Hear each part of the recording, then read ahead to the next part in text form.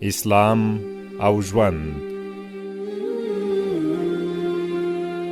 اسلام او ژوند د سپوږمۍ رادیو اسلامي او معلوماتي خپرونه ده.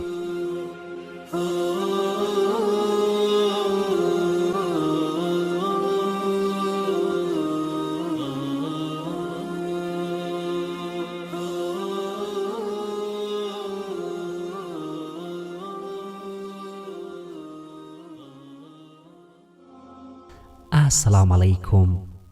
اسلام او ژوند خپرونې ته ښه راغلی. په دې خپرونه کې د خوښ اوسېدلو څو شرعي لارې در پیژنو.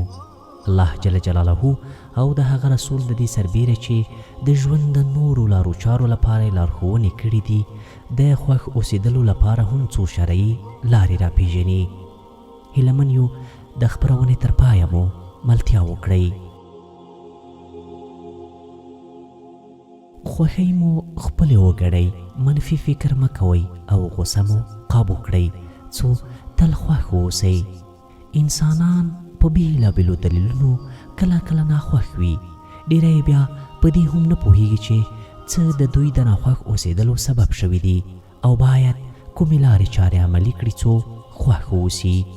الله جل جلاله او نبی کریم صلی الله علیه وسلم یو شمېر داسې لارښوونې لري چې په عملي کولو سره یې موږ کولی شو خوښ واوسو او د خپلو ناخوښیو دلایل پیدا کړو. لومړی، هیڅکله مو خوښۍ په چا پسې مه تړئ. خوښۍ مو د خپل ځان هنر وبولئ او په داسې چا پسې مه تړئ چې په نشتون کې تاسو غمګین شئ. الله جل جلاله په لقمان سورت کې وایي او یاد کړه هغه وخت چې لقمان خپل زوی ته په داسې حال کې چې دته یې نصیحت کاوه ویل: ای زما خوږه زویه، له الله جل جلاله سره شریک مه نیسه، بېشکه شرک یقینا ډېر لوی ظلم دی. دویم، هیله مه لرئ چې هر هغه څه چې ستاسو شاوخوا واقع کیږي ستاسو له خوښې سره به برابر وي.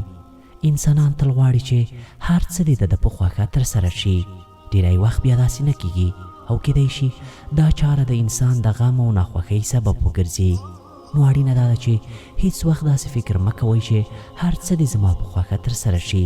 الله جل جلاله د الحج سورت په 11 آیات کې وایي او په خلکو کې یو شمېر هغه دي چې د الله جل جلاله عبادت کوي په یوه غاړه باندې، نو که دته خیر ورسي نو په دې دین مطمئن او قایم پاتې کیږي، او که دته څه مصیبت یا آزمایښت ورسي نو بیرته په خپل کفر ته ورګرځي.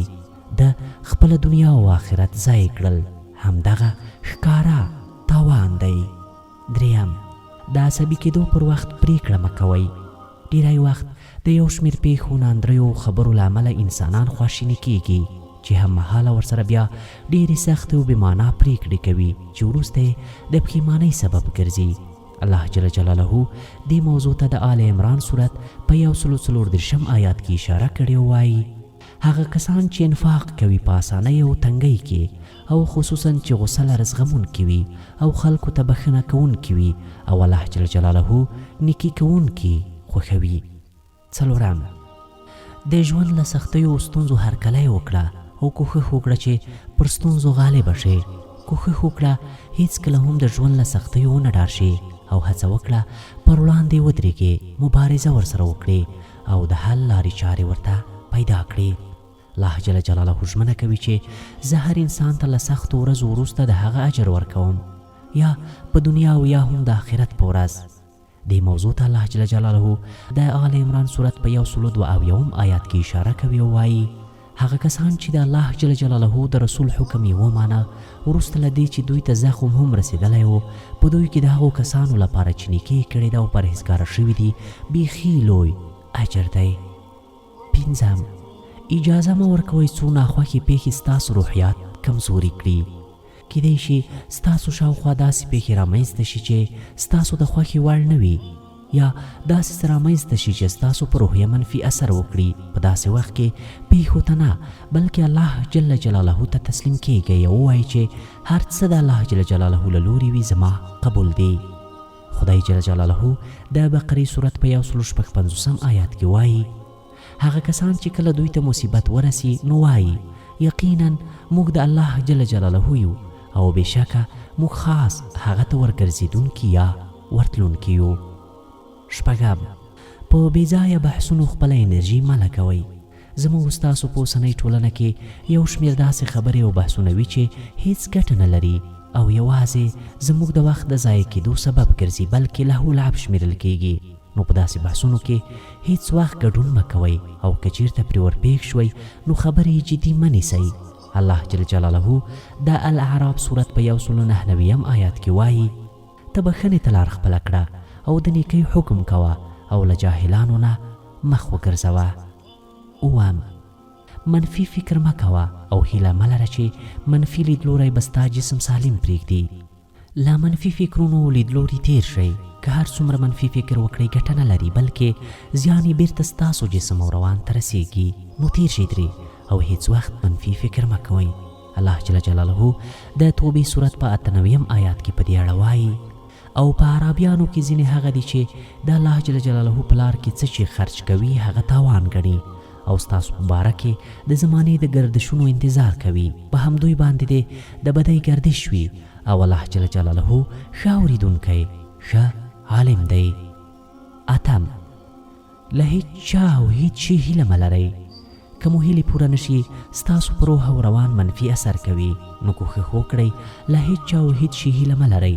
تل په ځان باوري اوسئ او خپلو هیلو ته د رسېدو لپاره خپله هڅه وکړئ. الله جل جلاله د آل عمران صورت په 26 آیات کې دې موضوع ته اشاره کوي او وایي: ته ووایه ای الله د باچاهۍ مالکه، ته باچاهي ورکوې هغه چاته چې وغواړې او باچاهي ترې اخلې له هغه چا نه چې وغواړې. چاته چې وغواړې عزت ورکوې او چاته چې وغواړې ذلت ورکوې. هم ستا په لاس کې خیر دی، بېشکه ته په هر شي باندې ښه قادر یې. رښتیا ده چې الله جل جلاله په هر څه قادر دی. که وغواړي هر څه کوي.